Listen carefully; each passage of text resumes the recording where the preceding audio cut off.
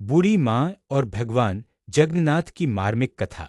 ब्यूदी मातर और बागवन जगन्नाथ की कहानी। यह कथा ओडिशा की लोक परंपरा में बहुत प्रसिद्ध है और भक्तों के बीच अत्यंत भावुकता से जुड़ी हुई है।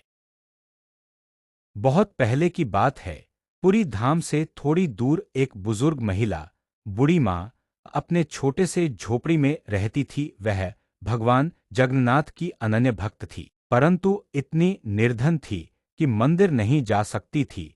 उसका जीवन कठिनाई से चलता था, पर हर दिन वह सच्चे मन से भगवान जगन्नाथ को याद करती और उनके लिए भोजन बनाकर अर्पित करती। वह प्रतिदिन खिचड़ी बनाती और कहती, हे प्रभु, मेरे पास देने को कुछ नहीं, बस यही खिचड़ी है, आप कृपया इसे स्वीकार करें। भगवान की कृपा।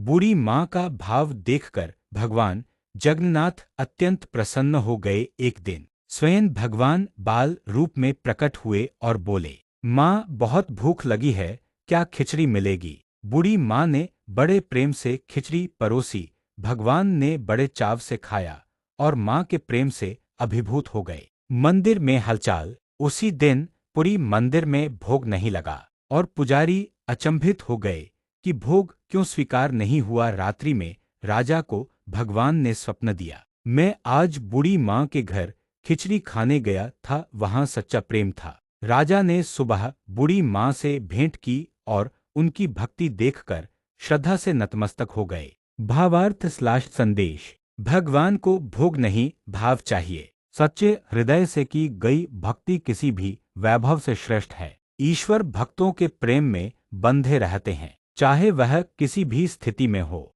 बहुत पहले की बात है, पुरी धाम से थोड़ी दूर एक बुजुर्ग महिला, बूढ़ी माँ, अपने छोटे से झोपड़ी में रहती थी। वह भगवान जगन्नाथ की अनन्य भक्त थी, परंतु इतनी निर्धन थी कि मंदिर नहीं जा सकती थी।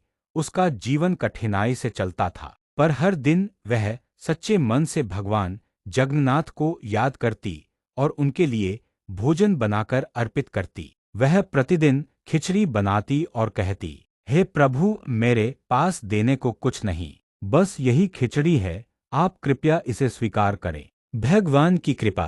बूढ़ी माँ का भाव देखकर भगवान जगन्नाथ अत्यंत प्रसन्न हो गए। एक दिन स्वयं भगवान बाल रूप में प्रकट हुए और बोले, माँ, बहुत भूख लगी है, क्या खिचड़ी मिलेगी? बूढ़ी माँ ने बड़े प्रेम से खिचड़ी परोसी। भगवान ने बड़े चाव से खाया और माँ के प्रेम से अभिभूत हो गए। मंदिर में हलचल। उसी दिन पूरी मंदिर में भोग नहीं लगा और पुजारी अचंभित हो गए कि भोग क्यों स्वीकार नहीं हुआ। रात्रि में राजा को भगवान ने स्वप्न दिया, मैं आज बूढ़ी माँ के घर खिचड़ी खाने गया था, वहां सच्चा प्रेम था। राजा ने सुबह बूढ़ी माँ से भेंट की और उनकी भक्ति देखकर श्रद्धा से नतमस्तक हो गए। भावार्थ/संदेश। भगवान को भोग नहीं, भाव चाहिए। सच्चे हृदय से की गई भक्ति किसी भी वैभव से श्रेष्ठ है। ईश्वर भक्तों के प्रेम में बंधे रहते हैं, चाहे वह किसी भी स्थिति में हो।